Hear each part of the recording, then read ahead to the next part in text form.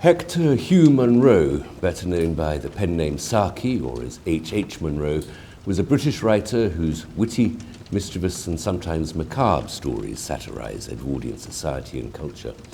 He died, having joined the army for the First World War by lying about his age in his 40s, and he was shot through the head in the trenches. The Open Window is one of my favourites. "My aunt will be down presently, Mr. Nuttall," said a very self-possessed young lady of 15. "In the meantime, you must try and put up with me." Frampton Nuttall endeavoured to say the correct something which should duly flatter the niece of the moment without unduly discounting the aunt that was to come. Privately, he doubted more than ever whether these formal visits on a succession of total strangers would do much towards helping the nerve cure which he was supposed to be undergoing. "I know how it will be," his sister had said when he was preparing to migrate to this rural retreat. "You will bury yourself down there and not speak to a living soul, and your nerves will be worse than ever from moping.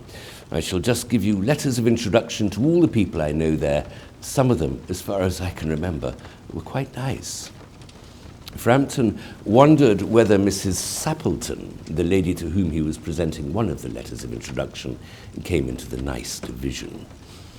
"You know many of the people round here?" asked the niece, when she judged that they had sufficient silent communion. "Hardly a soul," said Frampton. "My sister was staying here at the rectory, some 4 years ago, and she gave me letters of introduction to some of the people here." He made the last statement in a tone of distinct regret. "Then you know practically nothing about my aunt," pursued the self-possessed young lady. "Only her name and address," admitted the caller. He was wondering whether Mrs. Sappleton was in the married or widowed state. An undefinable something about the room seemed to suggest masculine habitation. "Her great tragedy happened just 3 years ago," said the child. "That would be since your sister's time." "Her tragedy?" asked Frampton. Somehow, in this restful country spot, tragedies seemed out of place. "You may wonder why we keep that window wide open on an October afternoon," said the niece, indicating a large French window that opened onto a lawn. "It's quite warm for the time of year," said Frampton, "but has that window got anything to do with the tragedy?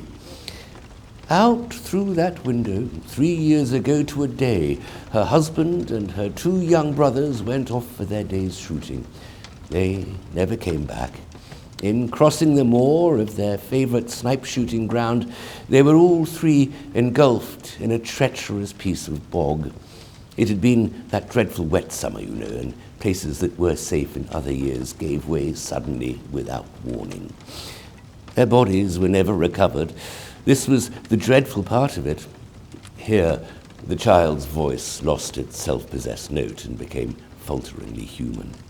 "Poor aunt always thinks that they'll come back some day, they and the little brown spaniel that was lost with them, and walk in at that window just as they used to do.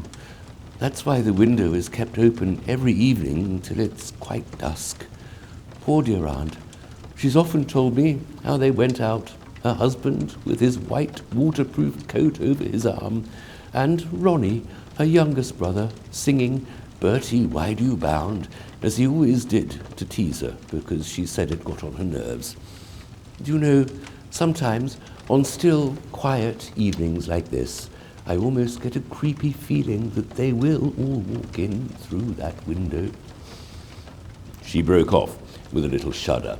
It was a relief to Frampton when the aunt bustled into the room with a whirl of apologies for being late in making her appearance. "I hope Vera has been amusing you," she said. "She has been very interesting," said Frampton. "I hope you don't mind the open window," said Mrs. Sappleton briskly. "My husband and brothers will be home directly from shooting, and they always come in this way. They've been out for snipe in the marshes today, so they'll make a fine mess over my poor carpets. So like you menfolk, isn't it?" She rattled on cheerfully about the shooting and the scarcity of birds and the prospects for duck in the winter. To Frampton, it was all purely horrible. He made a desperate but only partially successful effort to turn the talk onto a less ghastly topic. He was conscious that his hostess was giving him only a fragment of her attention, and her eyes were constantly straying past him to the open window and the lawn beyond. It was certainly an unfortunate coincidence that he should have paid his visit on this tragic anniversary. The doctors agree in ordering me complete rest and absence of mental excitement and avoidance of anything in the nature of violent physical exercise, announced Frampton, who laboured under the tolerably widespread delusion that total strangers and chance acquaintances are hungry for the least detail of one's ailments and infirmities, their causes and cures. On the matter of diet, they're not so much in agreement, he continued. No, said Mrs. Sappleton, in a voice which only replaced a yawn at the last moment. Then she suddenly brightened into alert attention, but not to what Frampton was saying. Here they are at last, she cried, just in time for tea, and don't they look as if they were muddy up to the eyes? Frampton shivered slightly and turned towards the niece with a look intended to convey sympathetic comprehension. The child was staring out through the open window with a dazed horror in her eyes. In a chill shock of nameless fear, Frampton swung round in his seat and looked in the same direction. In the deepening twilight, 3 figures were walking across the lawn towards the window. They all carried guns under their arms, and one of them was additionally burdened with a white coat hung over his shoulders. A tired brown spaniel kept close at their heels.